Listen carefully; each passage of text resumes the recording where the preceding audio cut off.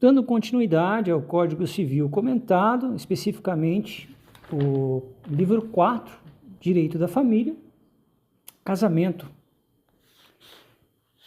Artigo 1514. Vamos ao caput. O casamento se realiza no momento em que o homem e a mulher manifestam perante o juiz a sua vontade de estabelecer vínculo conjugal e os juízes os declaram casados. Pessoal, a manifestação de vontade é essencial no casamento. Por isso que esse artigo, para mim, é um dos mais importantes. Né? Porque ele estabelece que o casamento só se consome no momento em que os noivos manifestam sua vontade de estabelecer um vínculo conjugal perante o juiz. E essa disposição coloca o consentimento como o elemento central e essencial da celebração do casamento. Reforçando a ideia, pessoal, que o casamento é, antes de tudo, um contrato que depende de livre vontade das partes. Lembra lá que a gente conversou, analisou as teorias sobre a natureza jurídica do casamento? Teoria institucional, teoria contratual, teoria mista, teoria personalíssima. Então, o casamento é de fato um contrato, né? Que depende da livre vontade das partes. É importante destacar que a manifestação de vontade dos noivos é um núcleo do ato matrimonial. O casamento só existe juridicamente a partir do momento em que ambos os cônjuges expressam de forma clara e inequívoca o desejo de se unirem como marido e mulher. Essa manifestação deve ocorrer na presença do juiz, o que garante a solenidade, a validade do ato. O casamento enquanto contrato só se realiza com consentimento livre e expresso dos noivos, sob pena de nulidade absoluta caso haja coação ou simulação. Tá? Então, pessoal, como a gente comentou no outro artigo, existem as diversas fases que precedem a celebração, que não vinculam os nubentes no que diz respeito aos efeitos decorrentes do casamento. Na verdade, somente a partir da concreta realização é que pode falar da produção de efeitos jurídicos específicos. Então, a gente só pode considerar realizado um casamento a partir do instante em que se verifica dois acontecimentos bem definidos. Quais são esses dois acontecimentos bem definidos? A livre manifestação da vontade dos interessados perante o juiz competente, no sentido de que desejam estabelecer vínculo conjugal. E o segundo ponto, não menos importante, é a declaração do juiz celebrante de que estão casados. O somatório de ambos esses dois pontos que eu mencionei é que aperfeiçoa definitivamente o ato. Não basta a manifestação da vontade dos nubentes ou de um deles. Tampouco é suficiente a isolada declaração do juiz, sem a precedência e declinação volitiva dos interessados. Suponha-se, por exemplo, que a autoridade celebrante morra durante a cerimônia, depois dos nubentes afirmarem sua intenção de casar. O casamento não haverá, pois ausente a solene declaração, se for ausente a declaração do juiz, não tem casamento. Então precisa desses dois pontos que eu mencionei. Quando lembrarem do artigo 1514, lembre-se desses dois pontos: a livre manifestação da vontade dos interessados perante o juiz competente, né, no sentido de que desejam estabelecer vínculo conjugal. E o segundo ponto é a declaração do juiz celebrante de que estão casados. Esses pontos são, pode-se dizer assim, cumulativos, tá?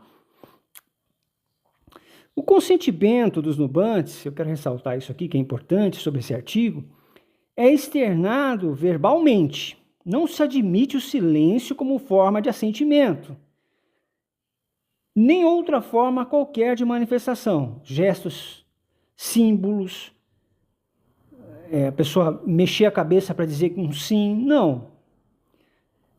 a vontade deve ser inequivocadamente revelada, expressamente revelada. Não pode nem fazer brincadeirinha nesse momento, pessoal, tá? Pois o contrário não existirá com casamento. Porque é muito sério isso aqui. A gente está falando de um contrato, de uma instituição, né? Havendo a impossibilidade física de verbalizar o consentimento, a gente pode pensar no caso de um mudo ou um acidentado, haverá um oficial público que fará como é que eu posso dizer?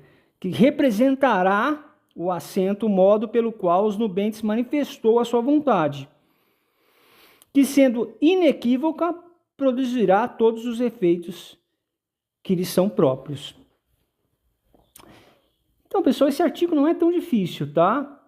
Para Maria Berenice Dias, que eu gosto muito dessa doutrinadora, ela fala o seguinte, uma das mais respeitadas juristas de direito de família, ela fala o seguinte, que a importância da manifestação da vontade do casamento, para ela é sine qua non, uma condição sine qua non, e para o direito civil também é, né? Ela está só reforçando a ideia, que é uma condição sine qua non para que haja o ato de casamento.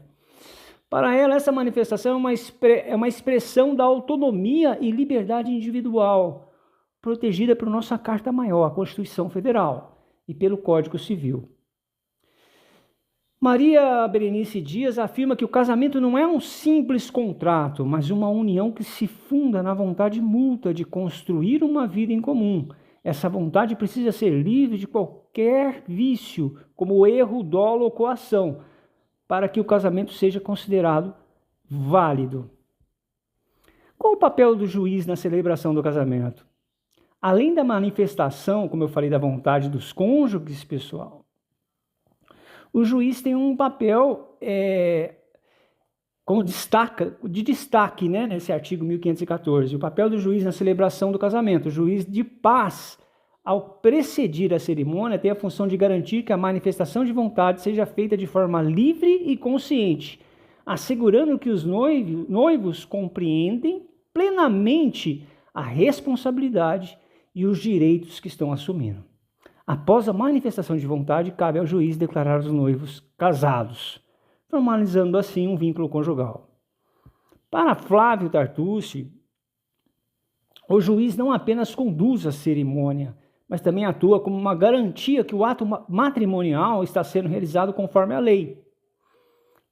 A presença do juiz confere ao casamento, pessoal, uma solenidade especial, ao mesmo tempo que garante a observância de requisitos legais, evitando fraudes e protegendo a segurança jurídica dos cônjuges. O que mais que eu posso falar a respeito desse artigo, pessoal?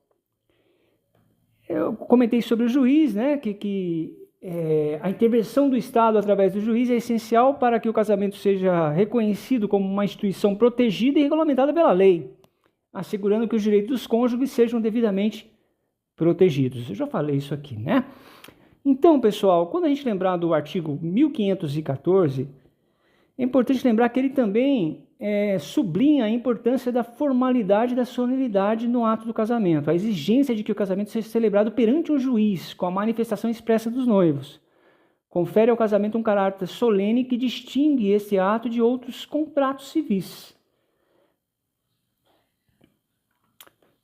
Então, o que eu posso mais acrescentar? Porque é um artigo também que não tem muito o que falar, ele é bem objetivo, né? Essa solenidade não é meramente simbólica. Tem pessoas que falam que o casamento é simbólico. Não, mas é essencial para a validade do casamento, segundo o Código Civil. A formalidade da cerimônia é um elemento que reforça a seriedade do compromisso assumido pelos cônjuges, refletindo a importância social e jurídica do casamento como base da família e da sociedade. Essa solenidade do ato matrimonial é um meio de proteger os cônjuges e a instituição do casamento. A formalidade da celebração, com a presença de testemunhas e a declaração do juiz, assegura que o casamento é realizado de maneira transparente e pública, garantindo que os direitos e deveres dos cônjuges sejam reconhecidos e respeitados desde o início. Existem brincadeiras com isso, né? Se o casamento se fosse bom, não teria testemunha, aquelas brincadeiras sem graças.